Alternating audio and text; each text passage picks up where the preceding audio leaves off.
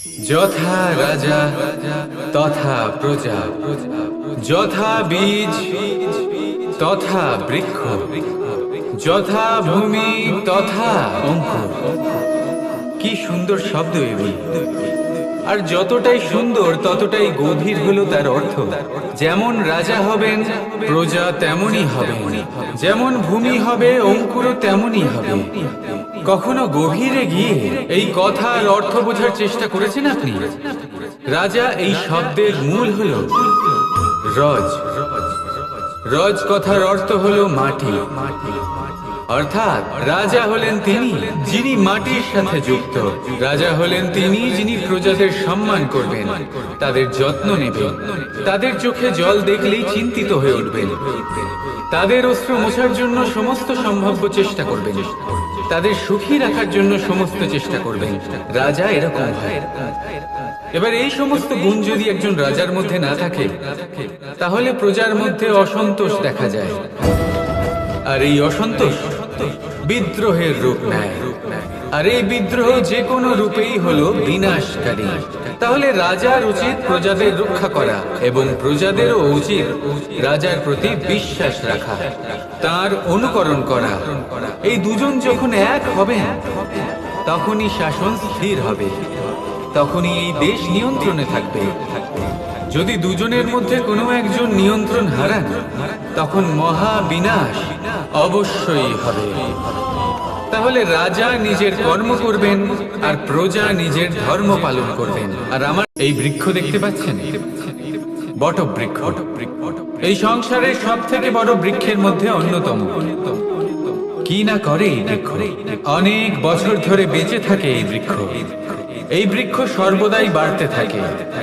কত পশু পাখিদের এই বৃক্ষ আশ্রয় প্রদান করে।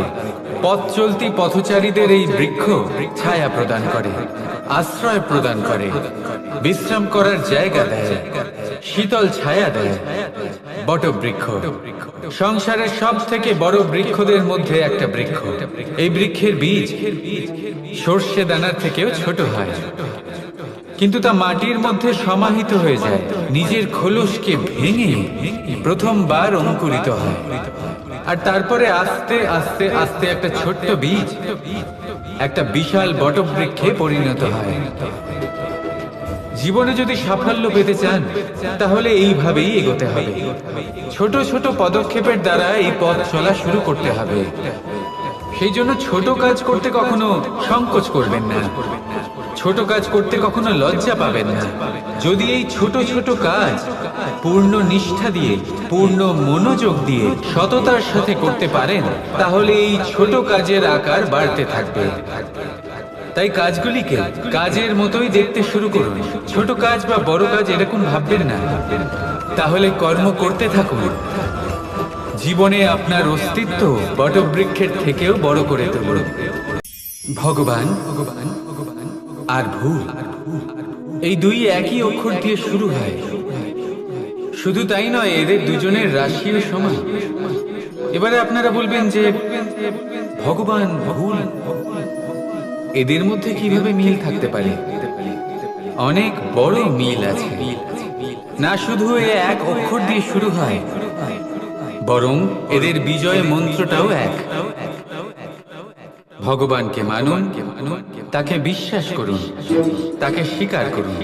এটা করলে মনের দৃষ্টি থেকে ভগবানকে দেখা যায়, আর উনি আপনাকে সমৃদ্ধ করে তোলেন। ভুলের সাথেও এটাই ঘটে। নিজের ভুল স্বয়ং মেনে নিলে, স্বীকার করে নিলে, সব কিছুই স্পষ্টভাবে দেখতে পাবেন। যেদিন থেকে আপনি নিজের ভুল মেনে নিতে শিখবেন, সেদিন থেকেই সেই ভুল শোধরানোর প্রক্রিয়াও শুরু হয়ে যাবে। আপনি বুঝে যাবেন নিজের ভুল কিভাবে শোধরাতে হয়। তাই মনে রাখবেন, নিজেকে শ্রেষ্ঠ করে তোলার জন্য নিজের ভুল স্বীকার করা অত্যন্ত প্রয়োজনীয়। এই জীবনে শান্তি আনার জন্য ঈশ্বরকে মেনে নেওয়া অত্যন্ত প্রয়োজনীয়। সবসময় নিজের গুণ এবং নিজের দোষ মনে রাখবেন। আজীবন সুখী থাকবেন। কখনো ঘোড়া আর তার ঘোড়সওয়ারিকে দেখেছেন? ঘোড়ার ডান এবং বাম দিকে যেন একটা পর্দা লাগানো থাকে। তার কারণ কি? যাতে ঘোড়া অন্য কোনো দিকে দেখতে না পায়, শুধুমাত্র সামনে দেখে আর সেই দিকেই এগোতে থাকে। বলতে গেলে এটা খুব সাধারণ ব্যাপার, কিন্তু এর পেছনে খুব বড় এক বিজ্ঞান লুকিয়ে রয়েছে। আপনি যদি জীবনে নিজের লক্ষ্যে পৌঁছতে চান, তাহলে আপনাকে এদিক ওদিক তাকানো বন্ধ করতে হবে, শুধু সামনে নিজের লক্ষ্যের দিকে তাকিয়ে থাকতে হবে। তখনই জীবনে সাফল্য লাভ করবেন। ঘোড়া তো শুধুমাত্র এক পশু, তার উপরে লাগাম পরাতে হয়, চোখের ডান এবং বাম দিকে পর্দা পরিয়ে দেওয়া হয়। আপনি হলেন মানুষ, আপনাকে লাগাম কে পরাবে? কেউ না। এটা আপনাকে নিজেকেই করতে হবে। মনের গভীরে প্রবেশ করুন আর আবেগগুলিকে লাগাম পরান, তাদের নিয়ন্ত্রণ করতে শিখুন। আর নিজের দৃষ্টি সামনে, শুধু নিজের লক্ষ্যের দিকে। মনে রাখবেন, যদি আপনার দৃষ্টি শুধুমাত্র নিজের লক্ষ্যে থাকে, তাহলে লক্ষ্য ভেদ অবশ্যই করবেন। যদি একাগ্রতা এদিক ওদিক চলে যায়, তাহলে লক্ষ্য হারিয়ে যাবে।